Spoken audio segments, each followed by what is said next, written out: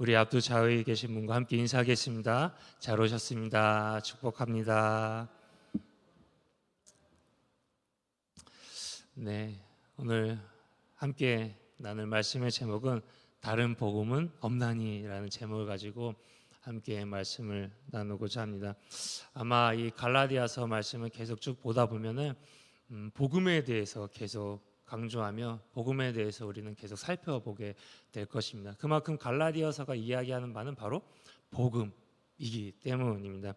그래서 우리가 이 말씀을 살펴보면서 계속 뭔가 복음이 반복되지만 그러나 그 반복되면 반복될수록 또 우리 안에 놀라운 하나님의 은혜가 있을 줄로 믿습니다. 아멘. 우리 바울의 편지를 살펴보면 편지에는 기본 형식을 갖고 있습니다.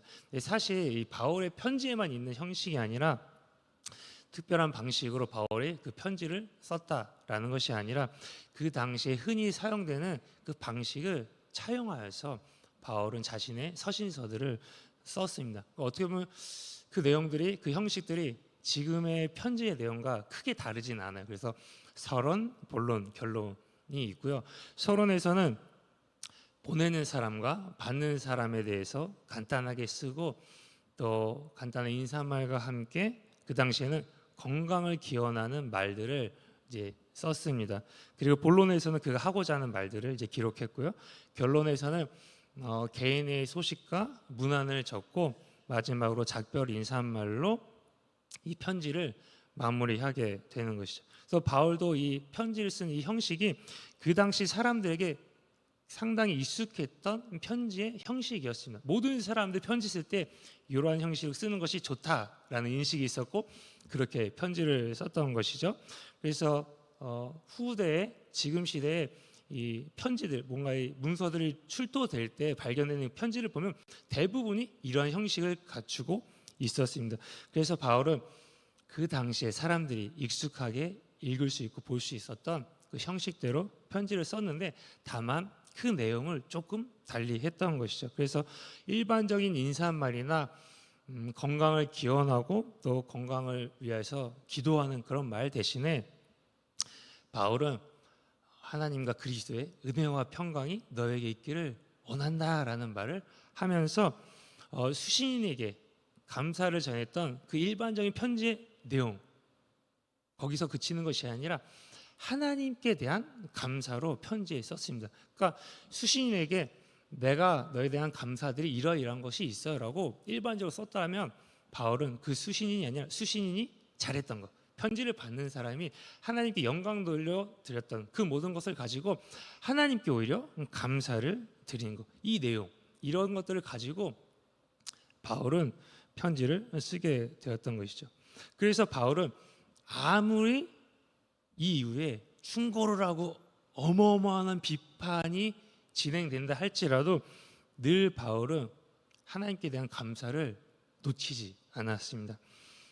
정말 다양한 문제가 산적해 있는 고린도 교회, 다양한 문제가 있어요. 그래서 고린도전서 후서를 보면은 그 안에 고린도 교회를 향하여서 사도 바울이 얼마나 많은 말을 하는지 모르겠어요.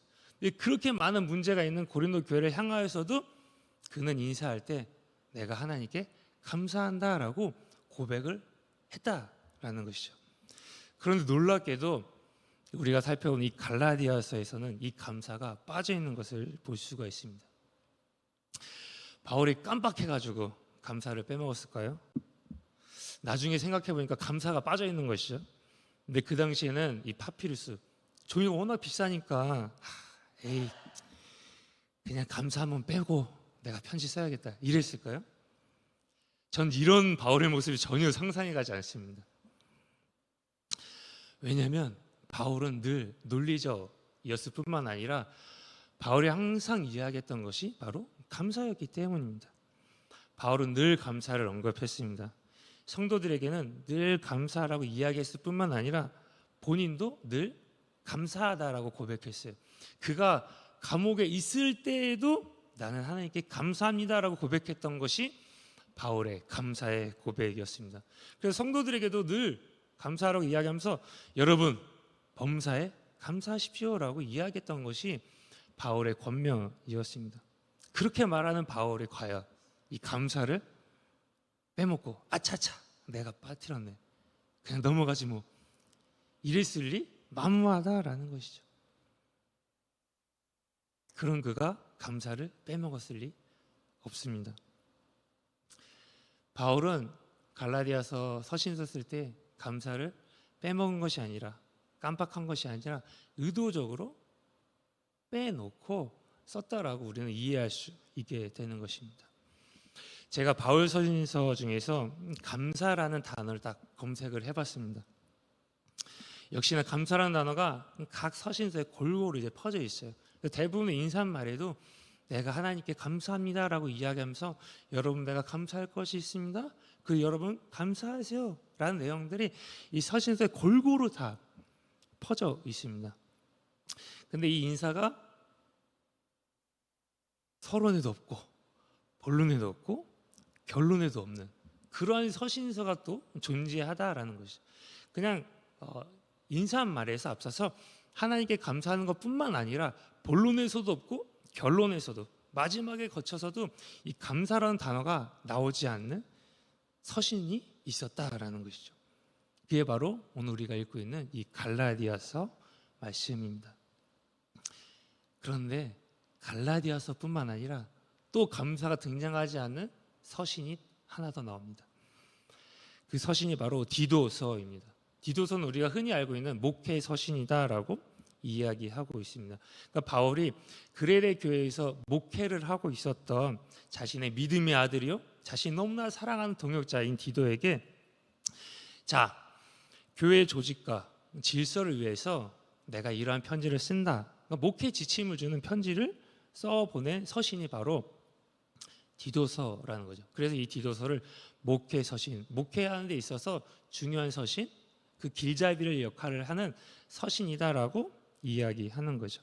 그래서 바울이 디도에게 편지를 써서 그레데 교회 목회의 서신을 써주는 이유가 무엇이겠어요?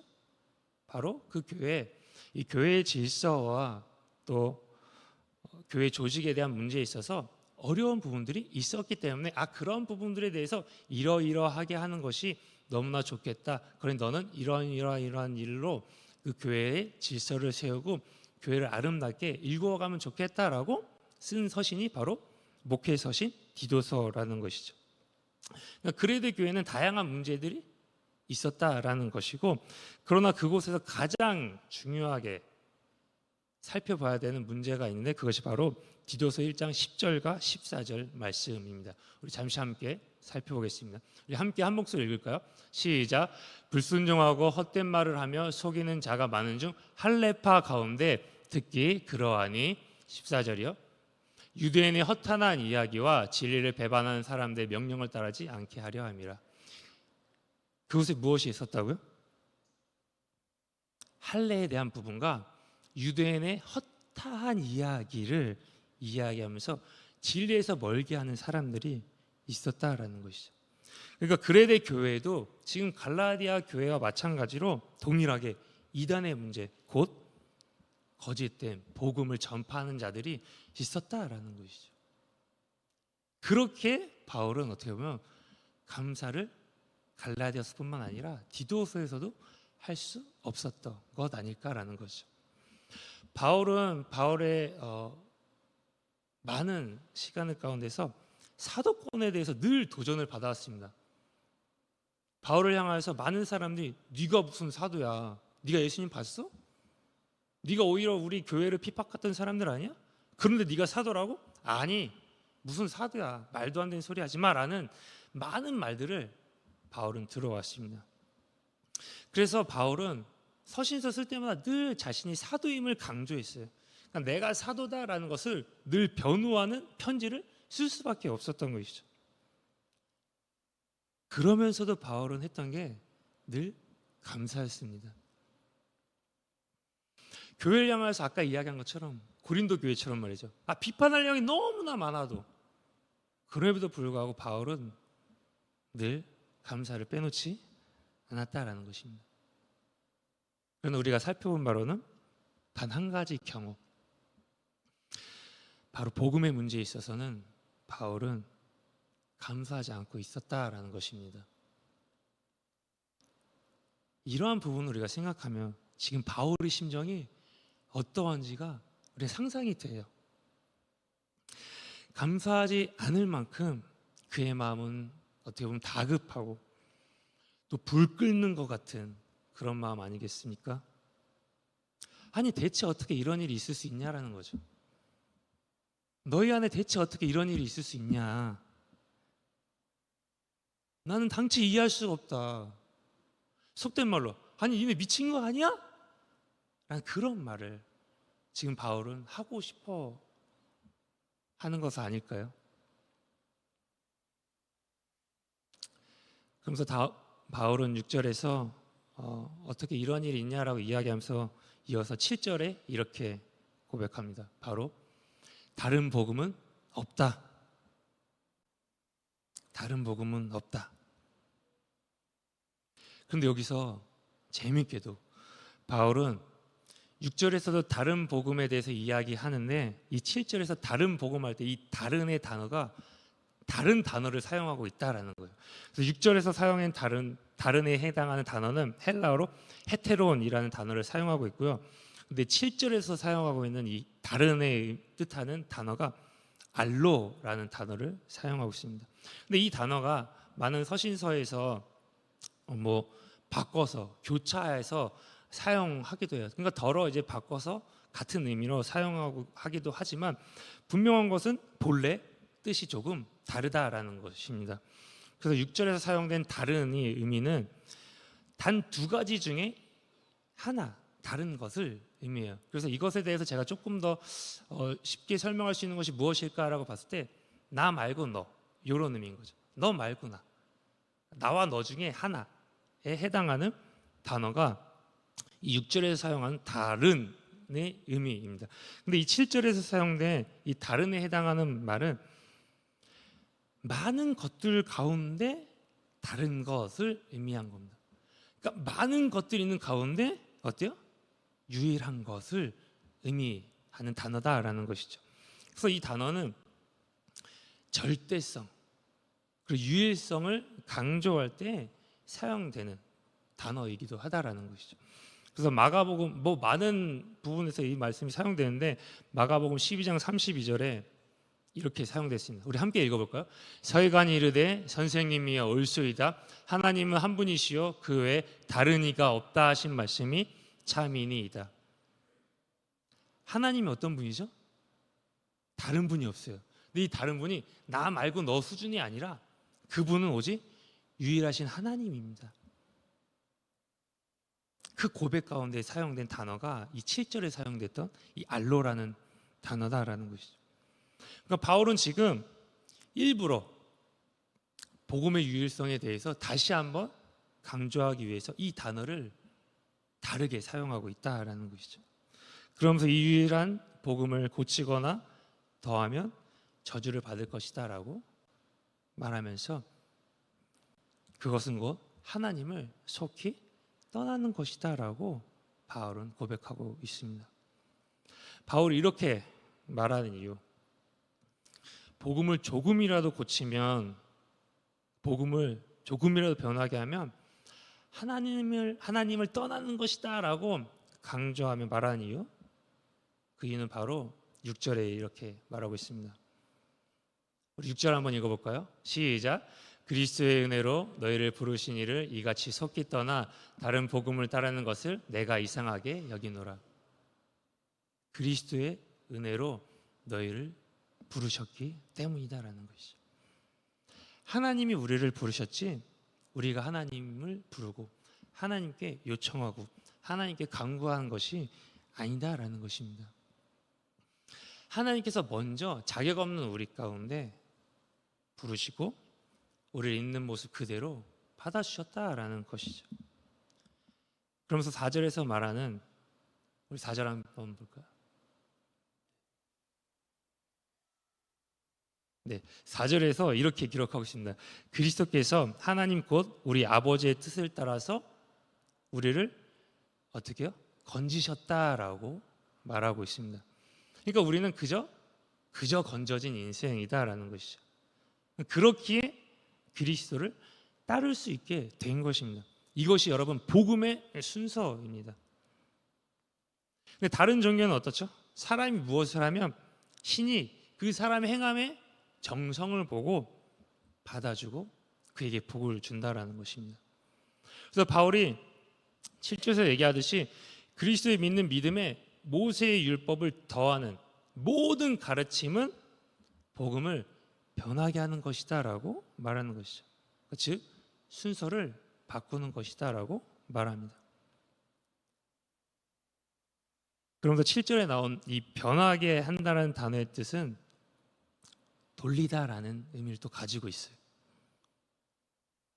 돌리다, 뒤집히다 라는 뜻을 갖고 있는 거죠. 그래서 바울은 무엇을 이야기하냐면 지금 그리스도의 은혜에 너가 무언가 특히 모세의 율법을 그것에 하나라도 더 한다고 한다면 복음의 순서를 어떻게 해요? 뒤집는 것이다 라고 이야기하는 것입니다. 그렇기에 이 복음은 무효가 될 수밖에 없다라고 말하는 것이죠. 복음에 다른 것이 첨가된다면 그것은 그냥 다른 복음이 아니라 복음이 아니다라고 이야기하고 있습니다. 그래서 바울은 이 일에 예외 없다라고 말하고 있습니다. 우리 8절 함께 보실까요? 함께 읽겠습니다. 시작. 그러나 우리나 혹은 하늘로부터 온 천사라도 우리가 너에게 전한 복음 외에 다른 복음을 전하면 저주를 받을지어다. 이 일에 어떠한 예외도 있을 수 없다라고 말합니다. 지금 이곳에 하늘의 광명한 천사가 올지라도 천사의 할아버지가 올지라도 그러하다라고 바울은 이야기합니다. 예수 그리스도 복음에 천사가 단 한 단어라도 더 더한다면 그 천사는 저주받을 것이다. 저주받아 마땅하다라고 말하고 있는 것이죠. 그리고 바울은 천사만 이야기하는 것이 아니라 우리도 포함합니다. 바울은 우리라는 말 속에 무엇을 포함하고 있죠? 바울 본인도 포함하고 있는 것이죠. 지금 이곳에 갑자기 바울이 와서 야, 내가 복음에 대한 생각이 조금 바뀌었어. 내가 예전에는 이렇게 생각했는데 이것이 아니야. 내가 신앙생활 하다 보니까 이 복음에 무언가 조금 더 있으면 좋겠다라고 한다고 하면 그 바울조차도 우리에게 복음을 전한 바울조차 나조차도 하나님의 저주에 들어가게 될 것이다라고 바울은 이야기합니다. 나조차도 바울 나조차도 너희가 배격해야 된다라고 말하고 있는 것이죠. 여러분 바울이 이렇게까지나 강경하게 말하고 외치는 이유가 무엇입니까? 바울이 감사하지도 않을 정도로 다급하고 그 마음을 쏟으면서 해야 하는 이유. 여러분 이보다 더 중요한 것이 없기 때문입니다. 교회에 아무리 많은 문제가 산적해 있어도 그거보다 더 중요한 것은 복음이다라는 거예요. 예수 그리스도의 복음, 그거 붙들어야 된다라는 거예요. 다른 것은 그 후의 문제라는 거죠. 우리가 붙들어야 될 것은 단 한 가지, 놓치지 말아야 될 것은 단 한 가지, 바로 복음이다라는 거죠. 그렇게 우리는 복음을 복음으로 지키는 일, 그 일에 힘써야 되며 그보다 더 중요하고 가치 있는 일은 우리 교회 안에 없다라는 것입니다. 여러분 왜냐하면 다른 복음은 복음이 아니기 때문이에요. 다른 복음은 주님을 떠난다는 것이고 다른 복음은 우리로 하여금 저주에 있게 하는 것입니다. 우리를 정죄하는 것입니다.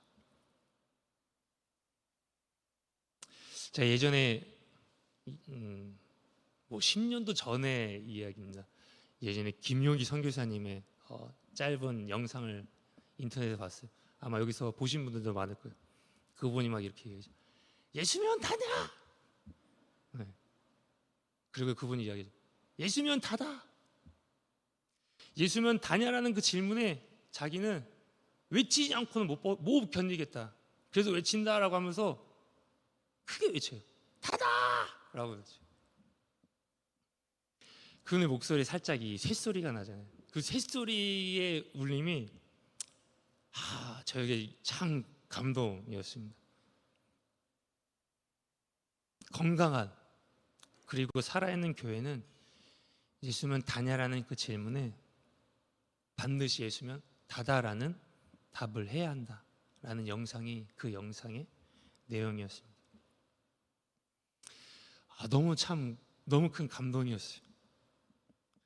그런데 그 놀라운 고백과 놀라운 그 감동이 저에게 임했는데 그 고백이 시간이 지나니까 그냥 하나의 구호로 남더라고요. 네. 예수님이면 충분하다라고 고백은 하지만 그것이 어떤 의미로 충분한 거지? 내 삶에 어떻게 구체적으로 실천하고 내가 적용하고 있는지에 대해서 살펴보면 잘 모르겠는 거죠. 난 어떻게 해야 되는 거지? 막 고민을 하는데 잘 모르겠는 거예요. 그래서 한참 생각하는데 왜 그런가 보니까 제가 이 말을 조금 잘못 이해했다라는 거죠. 저는 이 말을 내가 어떻게 살아가면 되는지에 대해서 이해했어요. 근데 이 말은 내가 어떻게 살아가냐에 대한 말이 아니었던 거예요. 나의 태도, 나의 생각, 나의 신앙에 대한 외침인 줄 알았는데 그런 외침이 아니었어요. 주님, 내가 다른 것보다 주님이 좋아요. 내가 돈보다 주님이 좋고요. 내가 성공하는 것보다 주님이 좋고요. 주님만이 함께하면 나는 너무 좋아요. 이런 고백이 아니었다라는 것입니다. 나의 신앙의 고백, 나의 태도, 나의 생각이 아니라 이 고백은 주님의 행하심에 대한 고백이었다라는 것입니다. 주님께서 다 하셨습니다. 그래서 나에게 주님이 필요한 이유에 대한 고백이었던 거죠. 주님 없으면 안 돼요. 이 고백은 주님의 행하심에 대한 고백이었습니다. 그리고 왜 주님 아니면 안 되죠? 다른 길이 없기 때문입니다.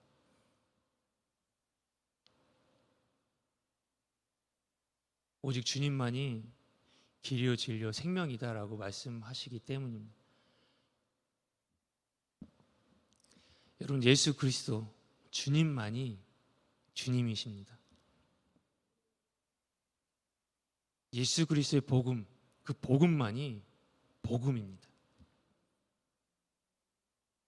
여러분, 예수면 다이십니까? 예수면 다이시죠? 예수면 충분하십니까? 예수면 충분합니다. 그래서 오늘 우리가 이 새벽에 나와서 주의 말씀을 들으며 찬양하며 기도하는 것 아니겠습니까? 우리 이 아침부터 예수 그리스도 복음이면 다다, 이 고백으로 살아가는 오늘의 하루가 되길 소망합니다. 우리 함께 기도하겠습니다. 우리 함께 기도하실 때 오늘 말씀을 붙들고 함께 기도했으면 좋겠습니다. 오늘도 여전히 우리에게는 복음만이 소망입니다. 그렇게 오늘도 예수면 다다라는 고백으로 살게 해달라고 우리 기도했으면 좋겠습니다. 또 가정과 교회의 부흥을 위해서 다음 세대가 주님의 복음 위에 굳건하게 해달라고 우리 둔촌동 시대가 활짝 열리도록 보련 아파트 1만 2천 세대의 전도를 위해서, 그리고 우리가 가지고 온 우리의 마음과 소원을 쏟는 각자의 기도 제목을 놓고 우리 주님 3번 간절히 부르고 함께 기도하시겠습니다. 주여, 주여, 주여.